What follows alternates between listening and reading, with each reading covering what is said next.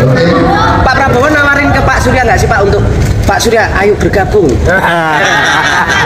Saya selalu menawar. Saya selalu mengajak. Golkar tidak keberatan karena memang dari awal itu sudah dibicarakan. Kalau kita lihat kampanye atau statement-statementnya Pak Prabowo itu kan jelas, clear, narasinya itu adalah narasi persatuan dan kesatuan. Ya, bahkan secara eksplisit. Tadi silakan aja kalau misalnya ada teman-teman partai politik ada kader terbaik dari 01, 03, kalau mau bergabung sama saya akan menerima dengan terbuka. Itu kan juga kami sadari dari awal. Golkar sadari bahwa apa yang disampaikan oleh Pak Prabowo itu adalah sesuatu yang baik dan penting untuk pembangunan bangsa Indonesia ke depan. Jadi nggak ada masalah soal pembagian dan segala macam itu. Saya kira Pak Prabowo, Mas Gibran dan ketua partai politik udah punya rumusnya masing-masing yang pernah dibicarakan lah kira-kira gitu. Saya belum tahu ya partai mana yang sudah berkomunikasi secara intensif ya. Kalau berkomunikasi ditafsirkan untuk bicarakan soal gabung atau tidak dengan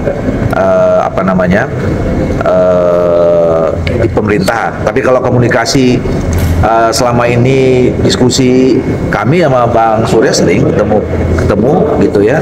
Terus kemudian dengan teman-teman PKB juga saya sering diskusi gitu. Jadi kalau secara spesifik formally datang ke Pak Prabowo atau kemudian datang ke Mas Gibran menyatakan mungkin sebaiknya ditanyakan.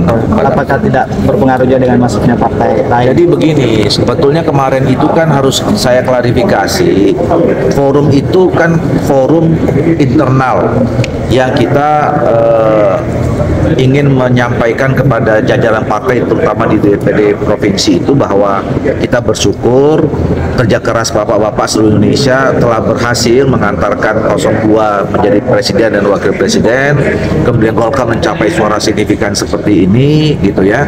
Maka kemudian kita harus tetap menjaga semangat, apalagi menjaga menghadapi pilkada gitu.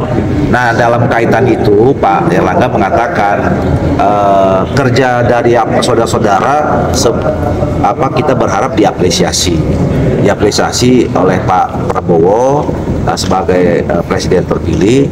Nah, kemarin hitung-hitungan lepas saja, misalnya kan kita memperoleh 15,28%.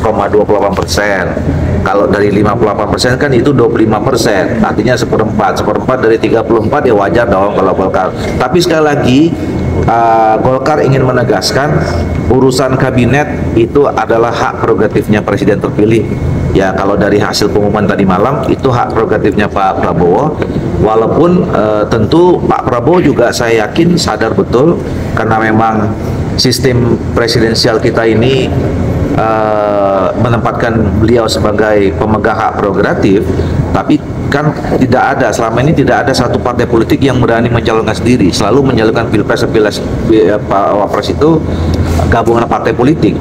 Jadi tentu pasti akan ada komunikasi dengan partai-partai politik pengusung beliau kemarin gitu.